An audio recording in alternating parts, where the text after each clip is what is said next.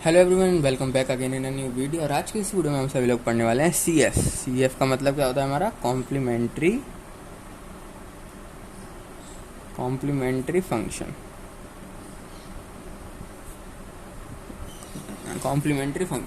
तो हम इस वीडियो में ये देखेंगे कि किस तरीके से हम कॉम्प्लीमेंट्री फंक्शन यानी सी एफ को यहाँ पर फाइंड आउट कर सकते हैं।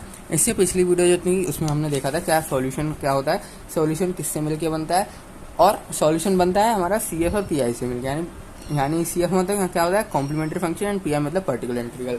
तो अब हम ये जानने वाले हैं इस वीडियो में, जैसे कि y equal to C F plus P I था। अब हम इस वीडियो में ये देखेंगे कि किस तरीके से हम सी एफ को यहाँ पर फाइंड आउट कर सकते हैं, किस तरीके से हम यहाँ पर सी एफ को फाइंड आउट कर सकते हैं। जैसे कि मैंने आपको रूल्स बताए थे पिछली वीडियो में, इस वीडियो में हम क्या करेंगे, रूल से सबसे पहले स्टार्ट करेंगे सी एफ को फाइंड करने के हमारे पास क्या क्या रूल्स हैं। तो फर्स्ट ऑफ ऑल सबसे पहले जो भी आपके पास लीनियर इक्वेशन होगी, जो भी आपके पास इक्वेशन होगी उसको आपको कन्वर्ट करना होगा। यानी इक्वेशन को आपको यहाँ पर क्या करना होगा, कन्वर्ट करना होगा आपको ऑक्सिलरी इक्वेशन। यानी जो भी आपको इक्वेशन मिलेगी उसको आपको इसमें कन्वर्ट करना पड़ेगा ऑक्सिलरी इक्वेशन में। ऑक्सिलरी इक्वेशन का मतलब सिंपली ये होता है, जो आपका y लिखा होगा, जो भी आपके टर्म्स लिखे होंगे उसमें आपको रिप्लेस कर देना है। जैसे कि d लिखा होगा, मैं एक इक्वेशन यहाँ पर आपको बता देता हूँ। जैसे कि आपके पास लिखा हुआ है यहाँ पर a not D plus a not D square plus 2 और ये y इक्वल टू 0।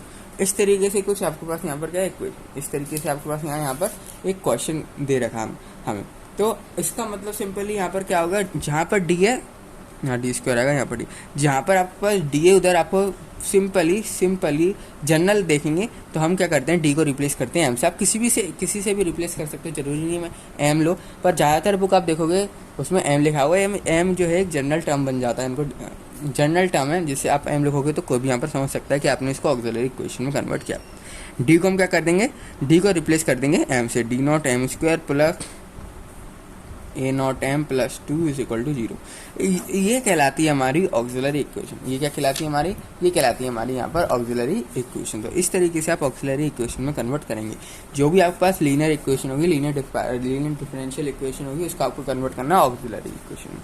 इसके बाद क्या, सबसे पहले सी एफ निकालने के लिए आपको राइट हैंड साइड जीरो करना होगा। राइट हैंड साइड में कोई भी वैल्यू, या फिर ये होगी function of X comma Y, तो आपको क्या करना होगा, इसको जीरो सपोज करना पड़ेगा। मतलब जब ये स्टार्टिंग में जब आप सी एफ निकालो, सी एफ में हमें क्या होता है, राइट साइड की कोई भी जरूरत नहीं होती। राइट साइड की जरूरत होती है हमें पी आई निकालने के लिए, यानी पर्टिकुलर इंटीग्रल निकालने के लिए हमें पी आई यानी राइट हैंड साइड वाले टर्म की जरूरत पड़ती है। पर सी एफ निकालने के लिए हमें कोई राइट हैंड साइड वाले टर्म की जरूरत नहीं पड़ती। तो हम आर एच एस को, मतलब आर इस साइड वाला जो है राइट हैंड साइड है उसको हम क्या करेंगे, उसको हम जीरो यहाँ पर करेंगे। सिंपली राइट हैंड साइड को आपको क्या कर देना है, राइट हैंड साइड को आपको जीरो में कन्वर्ट कर देना है। यानी ये इक्वेशन इस तरह के फॉर्म में बन जाएगी। यानी R equal to zero, function of X comma Y है, इसको आप क्या कर दोगे, जीरो लिख दोगे, और इस तरीके से आपकी इक्वेशन यहाँ पर बन जाएगी। अगर आपकी इक्वेशन इस तरीके की बन गई, आपकी इक्वेशन क्या हुआ, इस तरीके की बन चुकी है। अब आपको क्या करना है, अब आपको सिंपली यहाँ पर इसका रूट्स फाइंड आउट करना है। इसका आपको क्या करना है, रूट्स निकालना है। रूट्स निकालने हैं, श्रीधराचार्य फॉर्मूला आपको लगाना है। ठीक है, सबसे बेसिक होता है, आपको पता ही होगा श्रीधराचार्य फॉर्मूला, उसको आप यहाँ पर लगाइए, इसके रूट से निकालिए, या फिर आप स्प्लिटिंग द मिडिल टर्म से कर सकते हैं तो वो करिए। उससे क्या होगा, ये वाली इक्वेशन सॉल्व हो सकती है। पर इससे बड़ी आएगी तो किससे करना पड़ेगा, आपको धराचार्य फॉर्मूला यूज करना पड़ेगा। तो क्या करना है, श्रीधराचार्य फॉर्मूला आपको यहाँ पर लगाना है। आपके रूट्स भी निकला है, आपके क्या हुआ, रूट्स निकला है। सपोज कर लो एम जा रहा है अल्फा 1, अल्फा 2, अल्फा 3, अल्फा 4, ये सब आपके रूट्स यहाँ पर निकल के आए।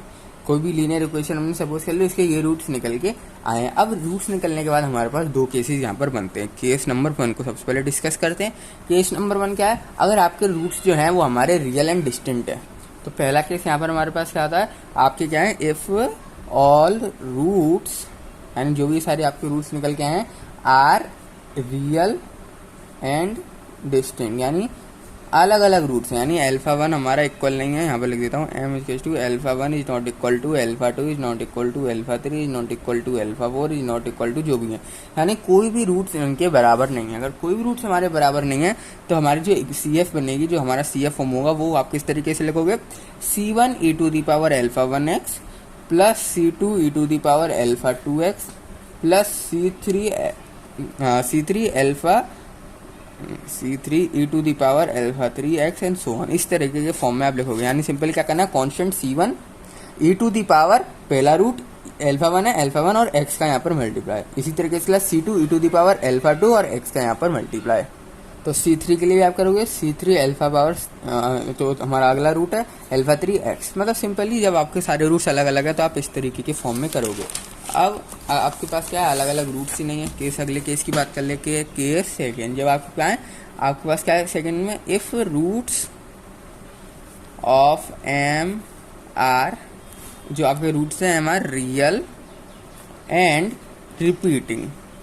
रियल मतलब सिंपल ये है, कोई इमेजिनरी नंबर नहीं है, यानी आयोटा आई वगैरह नहीं है यहाँ पर।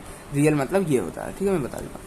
तो अगर आपकी क्या है रियल है और दो इसकी खाली सेम, यानी alpha 1 equal to alpha 2 is not equal to alpha 3 not equal to alpha 4, और कोई भी इक्वल टू नहीं, यानी कि केवल दो ही रूट्स आपके अगर इक्वल हैं तो आपका CF किस तरीके से लिखा जाएगा, C1 plus C2x E to the power, बाहर आएगा ई टू दी पावर जो रूट है यानी अल्फा 1x। अब आप यहाँ पर अल्फा 2 भी लिख सकते हो क्योंकि दोनों रूट हमारे क्या है, बराबर ही हैं, दोनों की वैल्यू हमारी यहाँ पर क्या होगी, बराबर होगी। और जो बाकी नहीं है सेम उनको आप इसी तरह से लिखो, पर यहाँ याद रखना ये हमेशा इंक्रीज होते हैं कांस्टेंट। जैसे C1 है C2 तो यहाँ पर C3 आएगा और e to the power alpha 3x, और यहाँ अल्फा 2 मत लगा देना गलती से भी, क्योंकि दोनों क्या है हमारे यहाँ पर सेम है। अल्फा 1 लिख दूँ यहाँ पर मैं अल्फा 2 लिख दूँ, दोनों चीज़ यहाँ पर हमारी सेम है।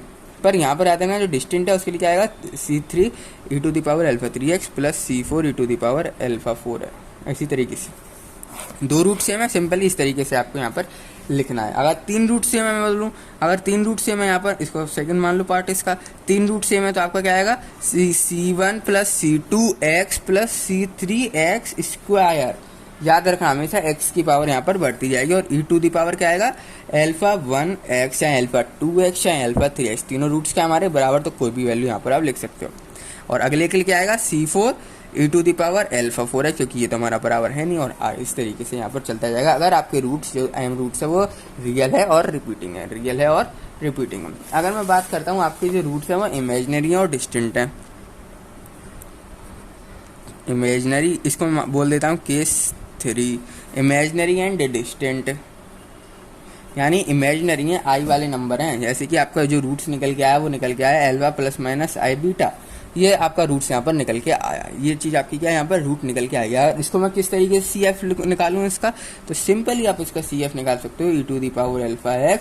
अब याद रखना यहाँ पर मैं क्या लिखने वाला हूँ, C1 cos beta x, C2 sign beta x, C1 cos beta x plus C2 sign beta x. इस तरीके से आप इसका क्या निकालते हो, रूट्स निकालते हो। क्या किया मैंने यहाँ पर, e to the power alpha x, alpha वाली वैल्यू यहाँ रख ली, अल्फा एक्स तो हमेशा रहेगा, एक्स कोई एक्स ये वैल्यू नहीं है जो इसके साथ हो, एक्स तो यहाँ आपको लगाना ही पड़ेगा, X simply X as it is put करना होगा। अल्फा क्या है, जो आपकी वैल्यू निकल के आए जो इमेजनरी नहीं है, और इमेजनरी क्या वैल्यू हमारी बीटा, तो अंदर आएगा बीटा बीटा, और C1 C2 ये चीज़ आपको बस यहाँ पर क्या रखनी है, ध्यान रखनी है। और इसको और किस तरीके से आप लिख सकते हो, e to the power alpha x cos beta x plus minus C1, इस तरीके से भी आप इसको लिख सकते हो। और इसको किस तरीके से लिख सकते हो, e to the power alpha x sine beta x plus minus यहाँ पर क्या C1, ठीक है। इस तरीके से भी आप यहाँ पर लिख सकते हो। क्या करा मैंने यहाँ पर, एक बार कॉस के साथ एक बार साइन के साथ, इस तरीके से भी आप इस सेम चीज़ को लिख सकते हो। आपको अगर क्वेश्चन में क्या प्रूफ करने के बोल दिया या फिर कुछ बोला कि आपको ये फॉर्म करना है, आप तो बोलोगे मैं तो ये पढ़ के गया था, तो ये नहीं, इसको हम इस तरीके से भी लिख सकते हैं और इस तरीके से भी लिख सकते हैं। ये चीज़ बस आपको अपने दिमाग में बैठा के रखनी है कि हम क्या कर सकते हैं, दोनों को इन तीनों को, ये तीनों हमारी क्या है एकदम सेम चीज़ है, तीनों सेम CF है, ठीक है। ये होता है हमारा, अगर आपके पास इमेजनरी नंबर है और डिस्टेंट है यानी बराबर नहीं है, ये अलग है। अब और आ जाए अल्फा प्लस माइनस आई बीटा, मतलब ये हमारे कोई बराबर नहीं होने चाहिए, ये चीज़ हमारी अलग हो गई, तो इसके लिए आप अलग लिखोगे। इसके लिए किस तरीके से लिखोगे, अल्फा एक्स या अल्फा 1 मान लेता हूँ उसको मैं, अल्फा 1x, और अब क्या आएगा, C2 हो गया ना, अब C3 आएगा, याद रखना C3 cos beta x plus C4 sign beta x. पहले आएगा हमारा कॉस, फिर आएगा हमारा साइन, पहले आएगा हमारा कॉस फिर आएगा हमारा साइन। तो ये चीज़ आपको बस यहाँ पर याद रखनी है, पहले हमारा कॉस फिर साइन। और डिस्टेंट के लिए है, याद रखना इमेजनरी नंबर है और डिस्टेंट यानी बराबर नहीं है, ये is not equal to this, ये वाला रूट और ये वाला रूट, दोनों रूट हमारे क्या है यहाँ पर अलग अलग रूट्स हैं, अलग अलग रूट्स हैं। तो हम क्या करेंगे, ये चीज़ यूज़ करेंगे और तीनों चीज़ें हमारी सेम है, तीनों CF, आप तीनों में से कोई सा भी लिख सकते हो CF की जगह। तो इस वीडियो में इतना ही, मिलते हैं आप सभी लोगों से नेक्स्ट वीडियो में। नेक्स्ट वीडियो में हम CF निकालेंगे, क्वेश्चन करेंगे। इस वीडियो में इतना ही, मिलते हैं आपसे नेक्स्ट वीडियो में, और तब तक के लिए चैनल जरूर से सब्सक्राइब कर देना।